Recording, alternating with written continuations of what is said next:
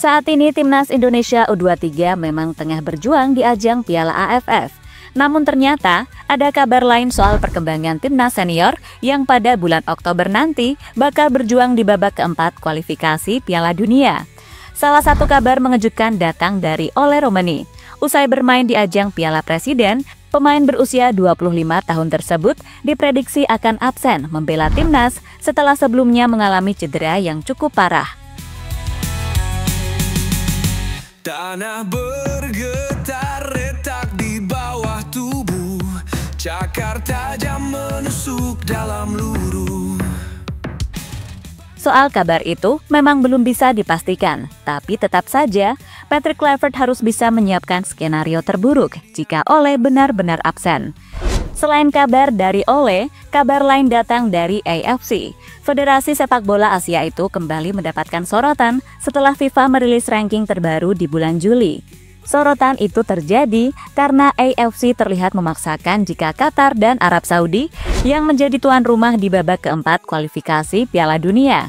Dan untuk itu, inilah beragam cerita menjelang babak keempat kualifikasi Piala Dunia yang akan dimulai pada bulan Oktober mendatang.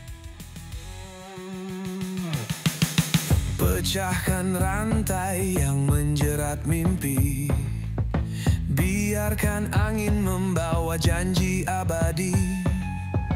Deru kepakan membelah cakrawala, Garuda hidup mimpi takkan binasa. Bangkitlah Garuda, suaramu lantang porak-porandakan. Ya, seperti yang kita tahu, saat ini ada 6 tim yang bakal berjuang di babak keempat kualifikasi Piala Dunia. Dari 6 tim tersebut, Indonesia adalah satu-satunya tim yang bukan berasal dari Timur Tengah. Sementara 5 tim lainnya berasal dari sana, yakni Qatar, Arab Saudi, Irak, Oman, dan Uni Emirat Arab. Momen inilah yang membuat Indonesia ekstra waspada, karena tim yang berasal dari Timur Tengah biasanya akan melakukan cara apapun demi bisa meraih kemenangan. Soal itu Indonesia sudah pernah mengalaminya, yakni waktu bermain melawan Bahrain di pertemuan pertama babak ketiga kemarin, di mana kemenangan Indonesia yang sudah ada di depan mata tiba-tiba dirampok oleh wasit.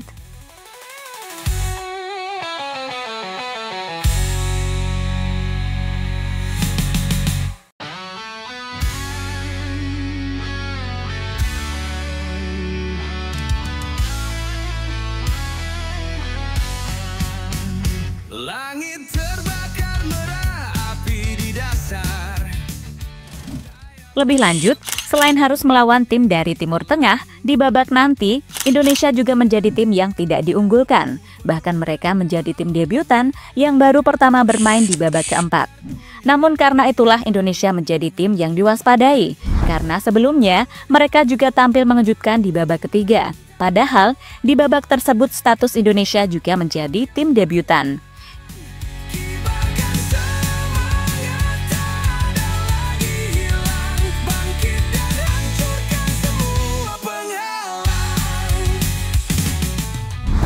Kini, sebelum Indonesia bermain di babak keempat, ada-ada saja tingkah yang dilakukan oleh AFC, di mana mereka secara sepihak menunjuk Qatar dan Arab Saudi sebagai tuan rumah di babak keempat kualifikasi Piala Dunia. AFC menjelaskan alasan penunjukan kedua negara itu adalah karena Qatar dan Arab Saudi menjadi dua negara yang ranking FIFA-nya tertinggi dibandingkan dengan tim-tim lain. Itu diumumkan mereka pada bulan Juni yang lalu.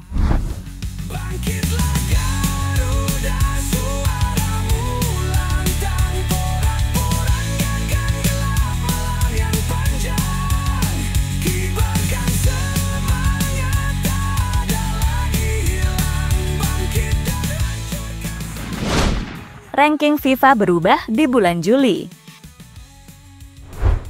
Soal aturan tuan rumah, AFC memang tidak konsisten. Awalnya, mereka berencana untuk menggelar pertandingan di tempat netral. Namun setelah itu, keputusannya berubah dan AFC memilih tuan rumah. Yang mana tuan rumahnya adalah tim yang meraih poin atau peringkat terbaik di babak ketiga.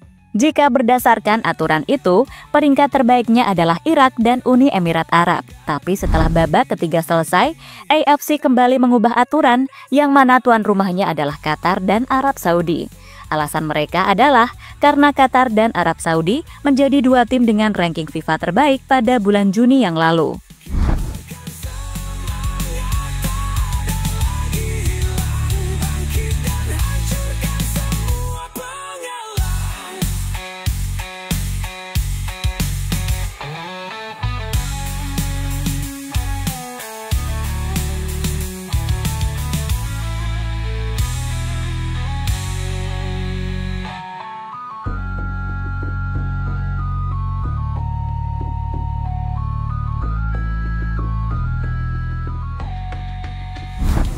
Soal ranking FIFA, rankingnya biasanya akan terupdate setiap bulan.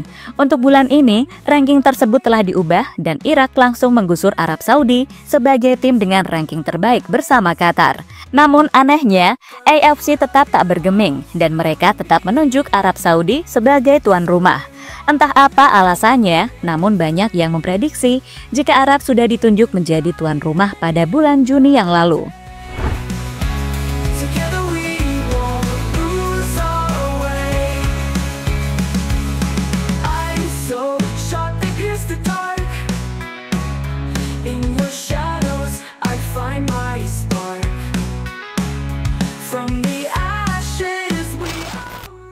Indonesia dalam masalah, Ole bisa absen di babak keempat.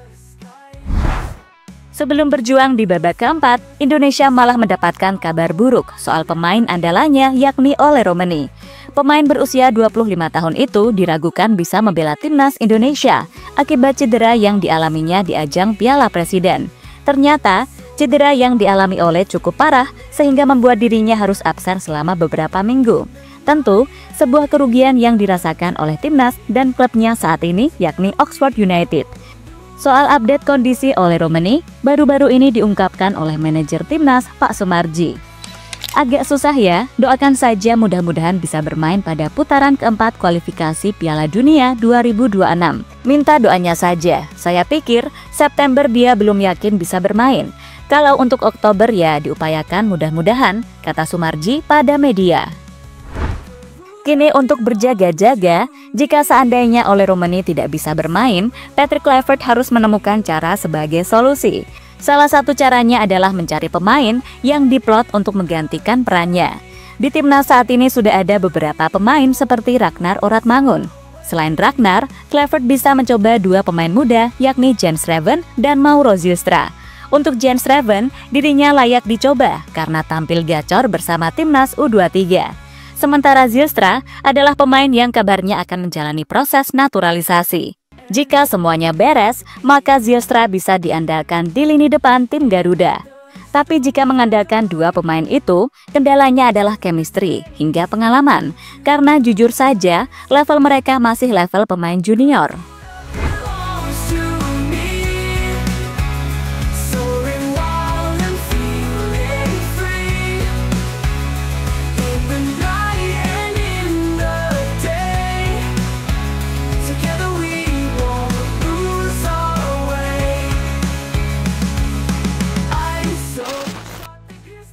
...180 menit menuju Piala Dunia. Di babak keempat nanti adalah babak penentuan apakah Indonesia lolos ke Piala Dunia atau tidak. Jika kita sederhanakan, ada 180 menit waktu krusial yang harus benar-benar dimanfaatkan oleh tim Garuda. 180 menit itu dibagi dua karena Indonesia akan bermain di dua pertandingan yang masing-masing 90 menit. Jadi jika diartikan, jarak Indonesia untuk menuju ke Piala Dunia kini cuma 180 menit saja. Jika itu gagal dimanfaatkan, maka mereka akan mengulangi lagi di edisi selanjutnya. Namun jika itu mampu dimanfaatkan, kemungkinan besar kita bisa melihat Indonesia bermain di ajang paling bergengsi di dunia tersebut.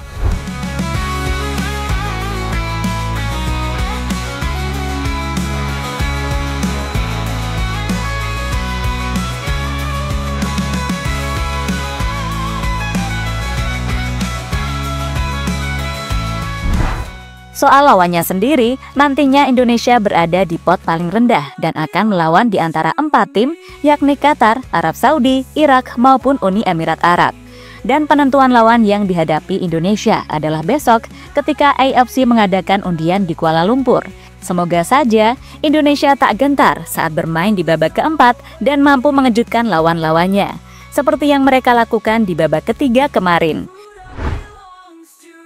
Jadi itulah cerita terbaru menjelang dimulainya babak keempat kualifikasi Piala Dunia, yang mana Indonesia menjadi salah satu tim yang akan berjuang di babak tersebut.